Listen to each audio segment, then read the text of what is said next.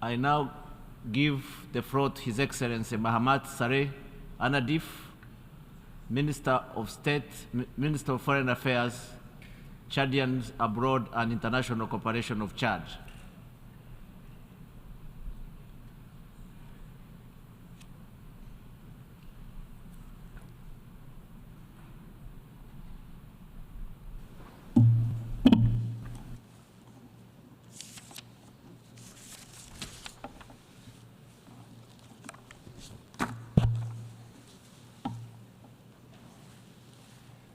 Monsieur le Président, Distinguished President, distinguished heads of state and delegation, distinguished Secretary General of the United Nations, ladies and gentlemen. It is a pleasure and an honor for me to take the floor today on the anniversary of my country's accession to the United Nations to share with you our point of view at this annual meeting at the UN, the most authoritative venue at which to discuss issues pertaining to our common future. Before going any further, allow me to congratulate His Excellency, Mr. Dennis Francis, PR of Trinidad and Tobago, elected President of the current session of the General Assembly. I'd like to wish him every success in his mission and assure him of our unreserved support. I also would like to congratulate and thank His Excellency Mr. Chava Koroshi, outgoing President of the General Assembly, on his brilliant term. I would be remiss not to pay a well-deserved tribute as well to Mr. Antonio Guterres, Secretary General of the United Nations, for his commitment and experienced leadership in guiding our organization as it navigates increasingly momentous and complex challenges. Distinguished participants, ladies and gentlemen, our common dream of building a stable and peaceful world where present and future generations would flourish is crumbling as the years go by. The hope of a better and more fulfilling life, which we all hold dear, is increasingly giving way to anxiety and uncertainty, armed conflicts, terrorism, climate change, large-scale migration, underdevelopment, poverty, political, economic, and financial crises are taking on unprecedented proportions. Every day, we are witnessing shocking and traumatizing scenes that outrage our sense of humanity. Thousands of refugees and displaced persons fleeing conflicts and natural disasters are braving heat and cold on the slim hope of finding better shelter. Today, the hearts of the Chadian people go out to their brothers and sisters from Morocco and Libya who've suffered from recent tragedies. We convey our deepest condolences.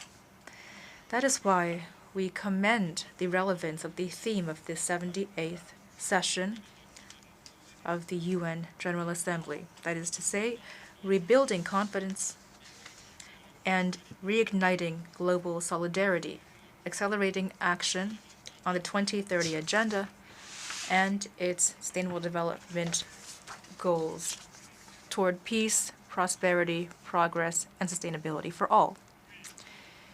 Yes, this fundamental theme speaks volumes.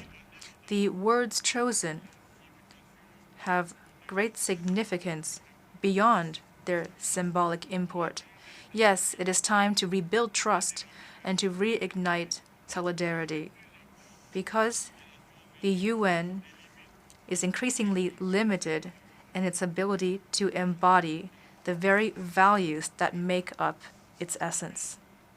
Yes, trust is urgently needed because our world has lost its bearings, especially due to the practice of double standards. Yes, solidarity is a critical priority because this value, so dear to humanity, has been severely eroded. Today, more than before, more than ever, nations must join their efforts and pool their energy to accelerate the implementation of projects and programs aligned with the SDGs. Peace, prosperity, progress, and collective sustainability require major investment from all of our nations, especially the most developed. And this sorely needed action ought to take place inclusively, without discrimination, to ensure that the trust we strive for becomes reality.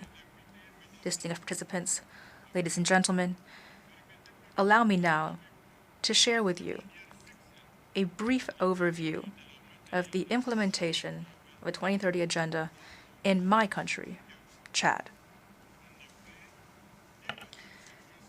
Since the adoption in September 2015 of the agenda, the government of Chad has committed to operationalizing the 17 SDGs that derive from it. This commitment is bolstered by the relevance of the SDGs in light of the context and challenges for development in Chad, especially in all of the fields targeted by the SDGs, including the development of human capital, poverty reduction, and improving the population's living conditions, as well as sustainable environmental management and the consolidation of peace and stability.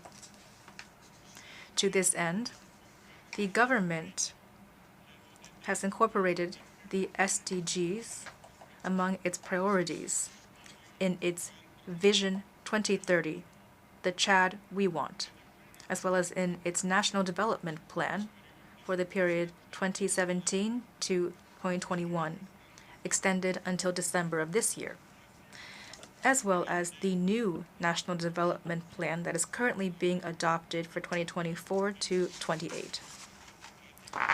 The implementation of the SDGs in Chad has taken place, unfortunately, in a context characterized inter alia by dropping prices for raw materials on global markets, repeated attacks by Boko Haram, the COVID-19 pandemic, climate change, inter-ethnic conflicts in neighboring countries, which have had direct impacts on our population, as well as politico-military conflicts. This situation has now been exacerbated by the war raging in neighboring Sudan.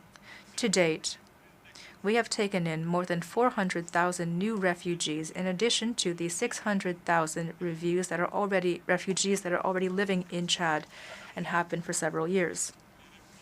In addition to this, there are refugees coming from our neighboring countries and elsewhere. Thus, out of a population of 17 million, almost 2 million are refugees. This is a great burden for Chad.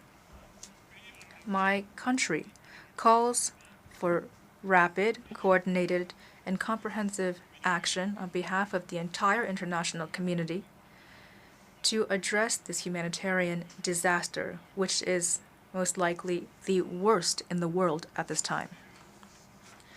Furthermore, Chad welcomes the holding on the sidelines of the UN General Assembly of two summits, one on climate change and the other on universal health coverage. Concerning climate change, Chad, like other UN member states, hopes that the impetus launched by the UN Secretary General on the importance of global action to combat climate change will help to mobilize the requisite resources for the implementation of the Paris Agreement and the rules it contains. With regard to universal health coverage undertaken by our various countries, it remains in the long term the optimal solution to meet the need for quality health care at an affordable cost for all, as well as to bolster our healthcare systems, which have already been undermined by the COVID-19 pandemic. Our government is paying full attention to this issue. Ladies and gentlemen, as you know, since the shocking and tragic death of President Idriss Déby Itno, may he rest in peace, Chad has begun a process of inclusive and transparent political transition. The first milestone in this transition was the signing of the Doha Agreement between the government and the political military movements in August 2022. This agreement allowed many Chadian exiles and refugees to return to the country. This political will to allow our country to turn over a new page and to rebuild was manifested by the holding of an inclusive and sovereign national dialogue, which brought together the vast majority of political forces of the country over 45 days. Today, the National Union government, which emerged from this dialogue, is hard at work in organizing the constitutional referendum that will determine the shape the state is to take. The adoption of a new constitution by the sovereign people will pave the way toward the gradual restoration of constitutional order within the time frame set by the inclusive and sovereign national dialogue. Led by the head of state, the president of the transition, bold reforms, administrative, judiciary, security, and military in nature, have been carried out, and more are underway. In the meantime, constructive and strong measures have been taken, from opening up the political space to presidential pardons. These have helped to calm tensions within the political sphere. This trend toward participatory dialogue has also allowed the implementation of a cooperation framework that includes diverse political parties. Ladies and gentlemen, with regard to the Sudanese crisis, Chad reiterates its call for a lasting ceasefire. Chad believes that there is no military solution to the conflict that is currently taking place. The solution lies in dialogue between our Sudanese brothers.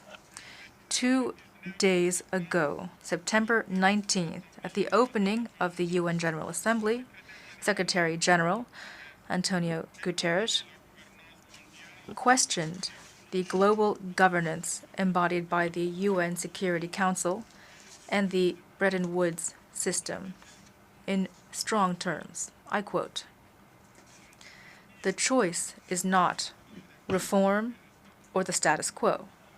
The choice is reform or ever greater fragmentation. It's reform or breakdown." End quote. What more can be said in light of the resurgence of the current geopolitical rivalries, with the risk of a new Cold War that would jeopardize peace throughout the world at a time when multilateralism is undergoing a severe crisis. In light of this difficult reality, Chad supports calls for the reform of the Security Council, as reflected in the Common African Position, as laid out in the Ezulwini Consensus and the Sirte Declaration. Lastly, for the sake of the fundamental principles of the UN, Chad encourages a solution involving the creation of an independent and sovereign Palestinian state living in security side by side with the State of Israel. Under the same principle, Chad reiterates its call for lifting the embargo imposed against Cuba, an embargo which harms the Cuban population. Thank you for your kind attention.